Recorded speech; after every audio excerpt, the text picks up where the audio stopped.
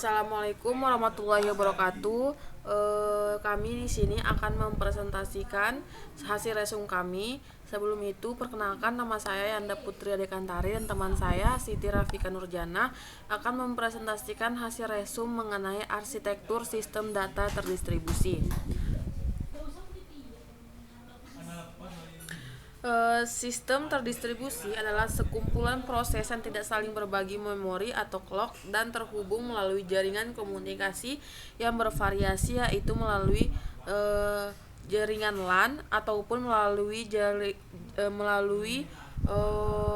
with area network, dan dilengkapi dengan sistem software terdistribusi untuk membentuk fasilitas komputer terintegrasi.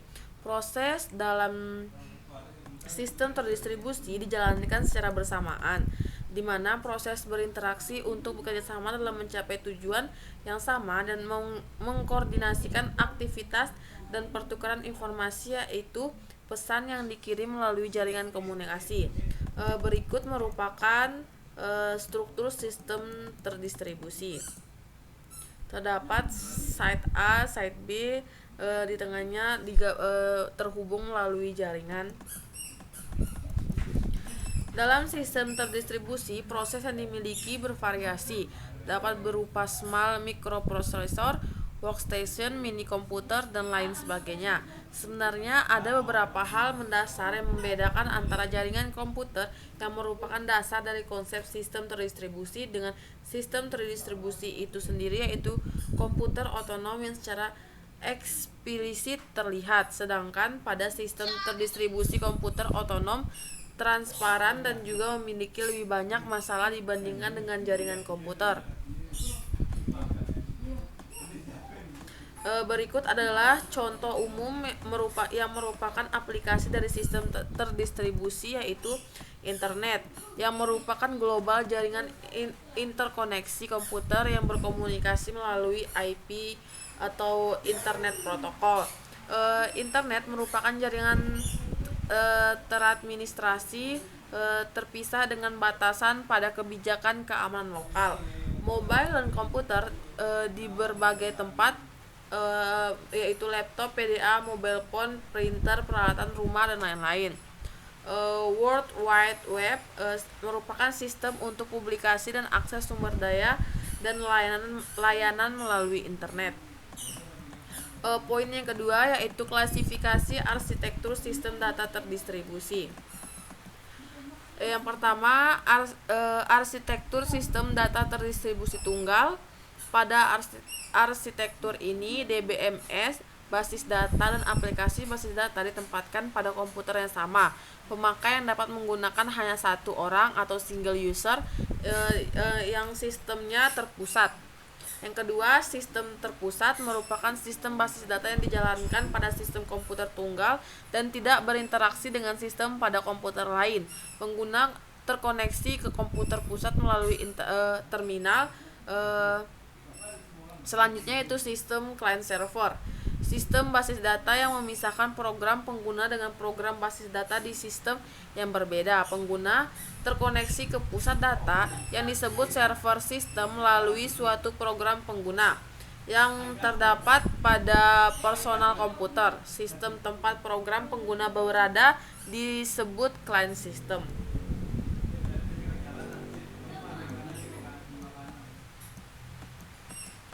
Sistem terdistribusi, sistem client server ditujukan untuk mengatasi kelemahan-kelemahan sistem tersentralisasi, yaitu yang pertama, beban server yang harus menangani semua proses.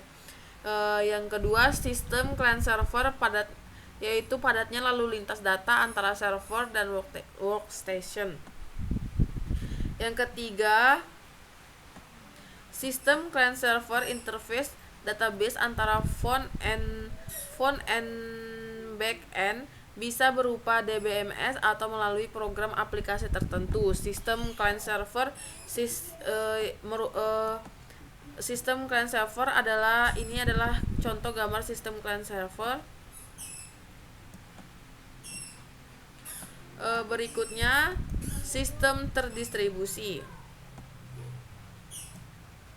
merupakan sekumpulan data yang secara logis adalah milik satu sistem yang sama, tetapi secara fisik tersebar di beberapa tempat di jaringan. Basis data disimpan di beberapa komputer. Komputer pada sistem terdistribusi berkomunikasi satu sama lain. Komputer pada sistem terdistribusi disebut sebagai site atau node. Jenis transaksi dalam sistem terdistribusi yaitu terdapat dua transaksi. Yang pertama, transaksi lokal, transaksi yang hanya mengakses data dari site di mana transaksi dilakukan. Yang kedua, transaksi global, transaksi yang mengakses data pada beberapa site yang berbeda sistem terdistribusinya.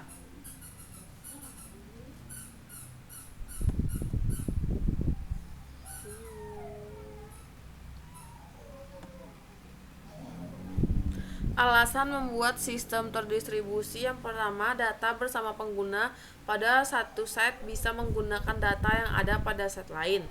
Yang kedua, ketersediaan: jika satu site gagal, maka site lainnya dapat melanjutkan operasi sampai selesai. Yang ketiga, otonomi: setiap site bisa mengontrol data yang disimpan secara lokal. Tipe sistem terdistribusi yaitu terdapat dua tipe. Tipe homogen. Semua site pada satu sistem terdistribusi memiliki DBMS dan software komunikasi yang sama. Yang kedua, tipe heterogen. Site pada satu sistem terdistribusi memiliki DBMS dan software komunikasi yang berbeda satu sama lain. Metode sistem terdistribusi: yang pertama, replikasi data atau tabel disalin pada sejumlah server yang berbeda. Yang kedua, fragmentasi data atau tabel dipilih kemudian disebar ke sejumlah fragmen atau tempat penyimpanan. Keuntungan sistem terdistribusi: yang pertama yaitu reliabilitas dan ketersediaan. Yang kedua, otonomi lokal. Yang ketiga, kecepatan pemrosesan query. Yang keempat, efisiensi dan fleksibel sistem terdistribusi. Yang keenam yaitu kerugian sistem terdistribusi. Yang pertama, implementasi sistem lebih mahal. Yang kedua, kemungkinan kegagalan lebih besar. Yang ketiga, biaya pemrosesan lebih tinggi. Selanjutnya akan dilanjutkan oleh teman saya yaitu Siti Rafika Nurjana. Baiklah, di sini saya akan melanjutkan penjelasan dari Yanda Putri. Di sini penjelasan saya adalah tentang komponen arsitektur DBMS. Terdapat 4 komponen dalam arsitektur DBMS, yaitu yang pertama, komponen DBMS lokal, 2, komponen komunikasi data atau DC, 3, katalog sistem global atau GCS, 4, komponen DBMS terdistribusi. Ini adalah contoh arsitektur DBMS. Lalu yang pertama itu adalah komponen lokal DBMS. Komponen lokal DBMS ini adalah komponen standar dari DBMS yang memiliki tanggung jawab untuk mengontrol data lokal pada masing-masing lokasi yang telah memiliki basis data. Hal ini berarti setiap lokasi memiliki SGC masing-masing yang berisi semua informasi tentang data. Pada sistem homogen, komponen LDBMS memiliki produk sistem yang sama yang direplikasi di setiap lokasi, dan pada sistem heterogen akan ada 2 lokasi dengan produk DBMS yang berbeda atau bentuk DBMS-nya. Lalu yang kedua, komponen komunikasi data. Komponen ini adalah perangkat lunak dan perangkat keras yang memungkinkan semua lokasi dapat berkomunikasi dengan baik satu sama lain. Komponen komunikasi data berisikan informasi tentang site dan jaringannya. Yang ketiga, katalog sistem global atau GCS. GCS ini memiliki kesamaan fungsi dengan sistem katalog pada tersentralisasinya. GCS ini juga menangani informasi yang spesifik mengenai pendistribusian dari suatu sistem seperti fragmentasi, penggadaan, dan alokasinya. Komponen ini juga mengatur dirinya sendiri seperti mendistribusikan basis data dan fragmentasinya, replika keseluruhan atau sentralisasi. Pendekatan ini juga pada sistem terdistribusi. Dalam sistem ini terdapat katalog lokal di setiap site yang terdiri dari meta, data yang berhubungan data yang disimpan. Untuk keterhubungannya disimpan di beberapa site. Hal ini merupakan tanggung jawab pada sistem lokal katalog untuk mencatat definisi dari setiap fragmen dan setiap replikas dari setiap fragmen dan mencatat di mana fragmen atau replika tersebut dialokasikan.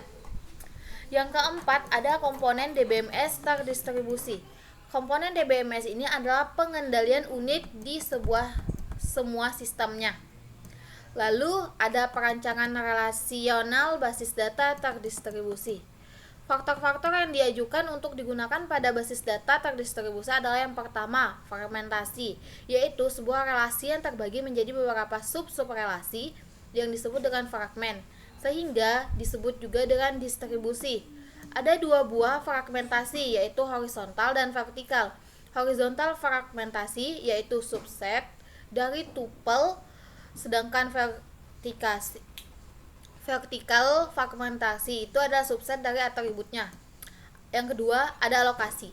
Setiap alokasi fragmen disimpan pada situs dengan distribusi yang optimal.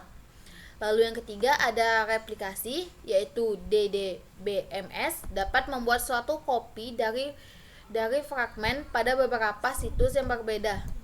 Lalu yang keempat, ada definisi dan alokasi dari fragmen harus berdasarkan pada bagian basis data tersebut yang digunakan. Perancangannya juga harus berdasarkan kuantitatif dan kualitatif informasi. Kuantitatif informasi digunakan pada alokasi data, sedangkan kualitatif informasi digunakan untuk fragmentasinya. Kuantitatif informasi termasuk seberapa seringnya aplikasi dijalankan, situs mana yang paling dijalankan, dan kriteria kinerja untuk transaksi dan aplikasi. Lalu kualitatif informasi termasuk transaksi yang dieksekusi pada aplikasi, termasuk pengaksesan relasi, atribut dan tuple, predikat, dan operasional. Definisi dari alokasi dari fragmen menggunakan strategi untuk mencapai objektivitas yang digunakan.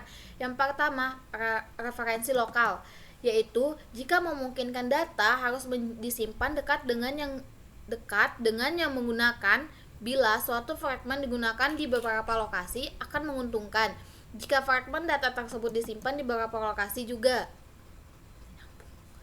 Reliabilitas atau availabilitas yang ditingkatkan adalah keandalan atau ketersediaan data ditingkatkan dengan replikasi, adanya salinan yang disimpan di lokasi yang lain. Kinerja yang diterima, alokasi yang tidak baik dapat mengakibatkan blockchain terjadinya blockchain, sehingga akan mengakibatkan banyaknya permintaan dari beberapa lokasi yang tidak dapat dilayani dan data yang diminta menjadi tidak update, menyebabkan kinerja turun. Seimbang antara kapasitas penyimpanan dan biaya.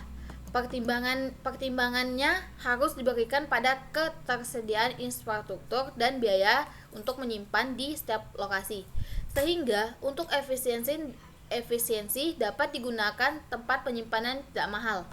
Lalu yang kelima, biaya komunikasi yang minimal. Pertimbangannya harus diberikan untuk biaya akses jarak jauh.